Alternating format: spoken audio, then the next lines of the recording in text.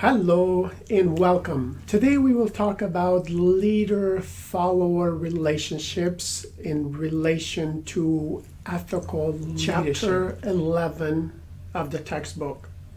We will describe some of the common ethical leadership styles that are proven to be effective in building an ethical corporate culture. The leader-follower congruence tends to occur when leaders and followers share the same vision, when ethical expectations and objectives for the company are shared among the followers and the leaders. The leader exchange theory claims that leaders form unique relationships with their followers through social interactions. It is therefore important for all ethical leaders to frequently communicate and interact with their employees. Power differences in workplace politics do play a role here. So it is important for ethical leaders to attempt to reduce the differences between managers and their employees when it comes to communication issues. There's going to be power differences in workplace politics. So it's very important for ethical leaders to try to at least reduce the gap or the differences between managers and employees when ethical communication is involved.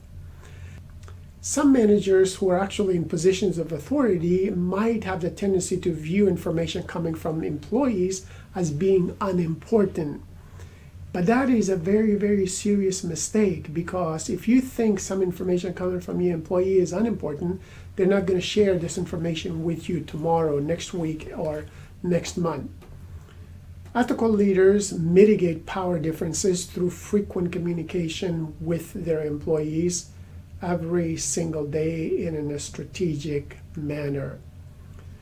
Workplace politics is another detriment to workplace communication, or at least to effective workplace communication. Organizational politics is often perceived as trying to achieve your own goals, even if it means harming other people in the organization. But keep in mind, ethical leaders do not manage that way. In a highly politicized environment, employees are often encouraged to compete rather than to collaborate, to interact, to win the leader's favor. When competition is encouraged, obviously that creates sometimes politics, and people resort to unethical or what we consider to be dirty politics at times. Having good political skills can be used to promote organizational goals and to help rather than hinder your employees. Ethical leaders with good political skills do have the ability to navigate very, very difficult situations at times, to reduce uncertainty and to advocate for positive changes that are relevant to your departmental goals or to the organization's mission and vision statement. There is the element of feedback that is very relevant in any organization for ethical leaders. Feedback is important both for employees as well as for managers. So feedback can actually occur through informal methods, like a simple discussion, conversation over coffee, or when you're passing by your workers or your colleagues' offices and so on, or through a formal system such as employee performance evaluations, which are often done on annual basis at least, if not more often. While most companies do understand the need for a leader to follow feedback, not as many recognize the need for organizational leaders to actually get feedback from their employees. So it's a good idea for managers to ask for feedback from your employees in an honest way, and obviously do something with that to become better whenever it is relevant and necessary. Employee feedback often can be generated in many, many different ways, including one-on-one interviews, anonymous surveys, ethical audits, or websites, or just asking your employees to put their suggestions in a suggestion box where you don't know who did it, and they can type it or they can write it in any way, shape, or form that they want, so their writing cannot be recognized. I've personally used suggestion boxes often that has been confidential and anonymous, and I've got some really good feedback about what I needed to improve as a manager myself and how the department could be improved as well. So it is very important to provide both positive as well as constructive feedback to your employees so they can identify various areas that they need to change and work toward improving them. The same thing is true of managers getting feedback from their employees. It could be both positive as well as constructive feedback from employees.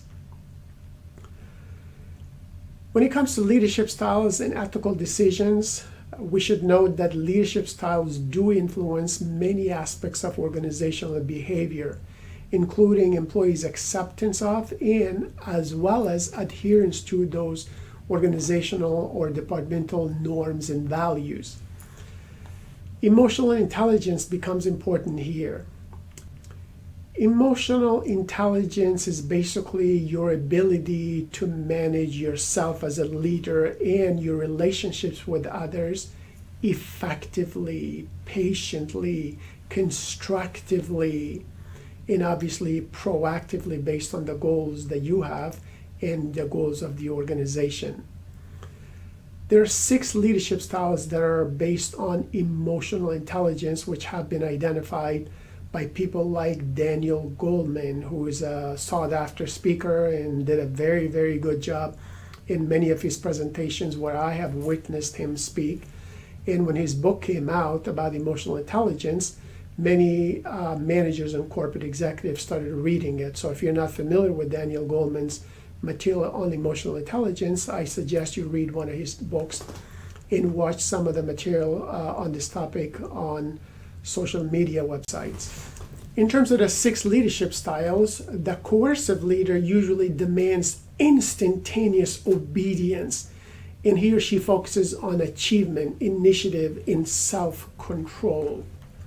Although this style can be effective during times of crisis or during a turnaround time, it otherwise creates a very negative climate for organizational performance.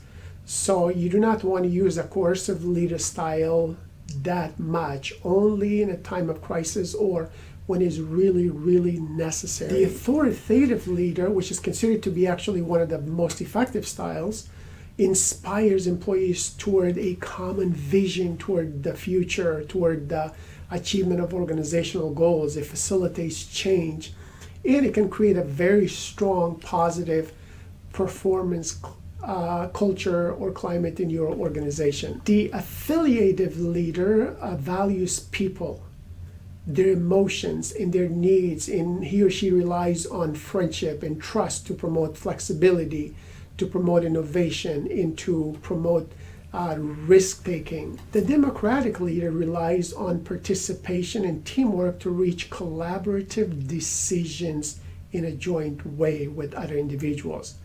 So this democratic leader style focuses on communication, and it can create a positive climate for achieving the departmental or organizational results. The pace-setting leader can create a negative climate because of their high standards that they set. The pace-setting leader works best for attaining quick results from highly motivated individuals who actually value achievement and take the initiative to do so. The coaching leader builds a positive climate by developing skills to foster long-term success. They delegate responsibility and skillfully issue challenging assignments to their workers, to their employees, to their colleagues. We should also talk about transactional leaders. Transactional leaders attempt to create employee satisfaction by negotiating or by bartering sometimes for desired behaviors or for the desired level of performance in the department and in the organization. Transactional leaders focus on ensuring the required conduct and procedures are implemented at all times. Then you have transformational leaders who strive to raise the employee's level of commitment in the organization or toward the causes of the organization, And these transformational leaders tend to foster trust and motivation. Transformational leaders communicate a sense of mission. They stimulate new ways of thinking. And these transformational leaders enhance as well as generate new learning experience for everyone in their teams or in their departments. And finally, you have what we call the authentic leaders who are passionate about the company, live out the corporate values daily in their behaviors in the workplace, and they form long-term relationships with employees and other stakeholders in the department. Leadership is an attempt to influence the behavior of another person or group of people toward good causes. And effective leadership is adapting your personal behavior to the performance needs of the person or people who are being influenced. Effective leaders tend to diagnose, they tend to adapt, and they tend to communicate based on the readiness of the followers. In other words, they take various variables of the situation into consideration in terms of which style of leadership they should be using. So if the other person is not ready to learn from you, you have to be a transactional leader. Tell the person what to do, how to do it, and how long he or she should do it, and monitor the person. On the other hand, if the person basically learns very quickly, you can oftentimes use a delegation style of leadership and pass it on to him or her and tell him or her to report to you once it is done. So effective leaders adjust their style of leadership based on the readiness of the followers and other environmental factors in a given situation, so they can be considered ethical leaders in any given time. So which one are you likely to be? A transactional leader, a transformational leader, or an authentic leader? Well, hopefully you develop good leadership styles that match the organization at any given time. But the ultimate goal of a situational leader is basically to use whichever one is the most effective for a given situation. So sometimes you might have to use the transactional leadership style. Sometimes you may end up using the transformational leadership style. And at other times you might have to be the authentic leader that can get the job done. Whichever style you use, good luck with it. There are 7 habits of strong ethical leaders, which are the fact that ethical leaders have strong personal character. Ethical leaders have a passion to do what is right. Ethical leaders are proactive instead of being reactive. Ethical leaders consider all stakeholders' interests. Ethical leaders are role models for the organization's values. Ethical leaders are transparent and actively involved in decision making. And finally, ethical leaders take a holistic view of the company's ethical culture. And holistic view also can mean a long-term sustainable view of the organization. As always, remember that ethical behavior is a skill. You need to police, you need to evaluate, and you need to improve your ethical muscles regularly so you can be the best ethical leader who can manage and lead and guide others effectively in any given situation. Good luck.